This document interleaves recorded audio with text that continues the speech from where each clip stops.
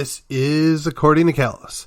This is episode 157, and this is going to be the Thanksgiving episode, and it is 2021, and you might be thinking to yourself, and what in the last 2 years could you possibly be thankful for? Well, that is a fair question if you choose to be a downer. But I choose not to be. So, I will start with just the month of November. Now, I will say that not everything was bright and shiny in November, but there are at least 5 or 6 things that happened in November this year alone that I wish to be thankful for. And I'm going to go through them briefly. November 2nd, that was Election Day, for those of you who don't recall. And while the outcomes of the races for the constitutional amendments were a foregone conclusion, nevertheless, the outcome was driven by a very low turnout, which in effect hurt several good candidates. But the reason I'm thankful is it reinvigorated a lot of people who were thinking they could take things for granted. It was going to cause people to double down and put in more effort and really consider the cost of not being involved. So I am legitimately thankful for that. And then there's the 5th of November. Now, normally I would make a fun episode where I quote the poem on the 5th of November and why you should never forget it. But the idea that we are not yet to that point is a reason that I am thankful. The gunpowder treason and plot had to do with an abusive parliament. And while our own Congress, or even our state leadership, has been somewhat abusive, they have not yet reached the point where we need to go down that path. And for that, I am very grateful. November 11th. Yes, that would be also known as Veterans Day, marking the end of World War I as it was, the 11th day of the 11th month and the 11th hour and all that bit. Armistice Day. We are thankful for those who sacrificed their lives. Some gave their entirety of their life. Some just gave a portion of their life. Some gave more than that. I think the Vietnam veterans used the motto, all gave some and some gave it all. I think it's very appropriate when dealing with veterans. And as a peacetime, short-term Navy service guy, I sometimes don't feel like I should be held in the same esteem as, I don't know, maybe somebody like Audie Murphy that was from 30 miles east of here, who also enlisted when he was a 15, 16-year-old kid. And we gave him a rifle, and we sent him overseas to go kill other bad people. Something you probably want to keep in mind if you're in Texas saying that, well, never mind, we're going to get off on another subject. But I am thankful for the people that voluntarily have served, and even for those that involuntarily served but did so with honor. We all gave that oath, which I from time to time remember and or quote and remind us all that it's still valid and has no expiration date.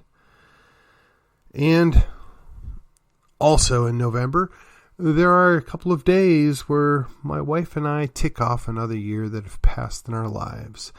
And this particular year is the half-century mark for yours truly. And while I could be sad, while I could look at some of the things that I wished or wanted for, and some are here and some are not, but I just choose to be grateful that I'm here. I'm in good health, and I have a decent job and a happy family, and that we will continue to progress. And progress in such a way that advantages liberty. So, other things I'm thankful for. The remaining pieces of my family scattered about the country, whether they're in Missouri, Illinois, Wisconsin, or Texas. There are some in Idaho and some in Ohio. And I'm grateful for all of them and the time that I've had to know them and see them and interact with them from time to time. And I know that I've got other extended family members that are in Australia and I imagine over in Germany or Scotland or Wales or whatever. Don't know those people. And if I had any chance to meet any of them back in the day, I surely wish I could remember, but I don't.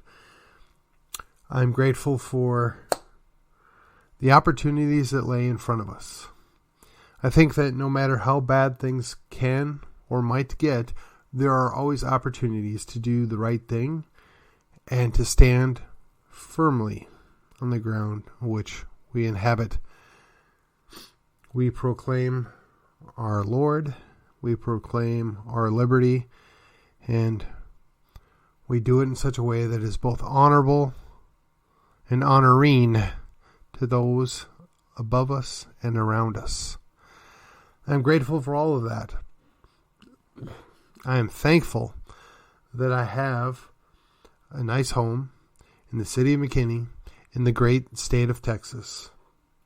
And may it become a country again. I will be even more grateful and thankful for that. As we look forward to the next year, I don't know all that's going to happen.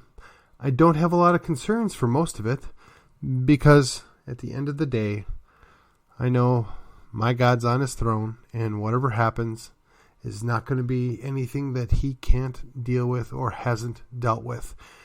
Solomon is reputed to have said, "There's nothing new under the sun." The Bible quotes him as thus. And because we believe it's infallible, I will take it at its word. So, again, nothing that's happening now hasn't happened before in some way, shape, or form. They say history doesn't necessarily repeat, but it rhymes. Something to consider. Government can only become so big and so strong, and then it fails. I'm grateful that I'm still young enough, still fit enough, that hopefully whatever thing comes about, it will happen while I am still able to do something about it, so that potential disaster does not befall my children or my grandchildren. If tyranny may come, may it come in my lifetime so that I can do something about it. For that, I'm thankful. And while we're at it, I'm thankful that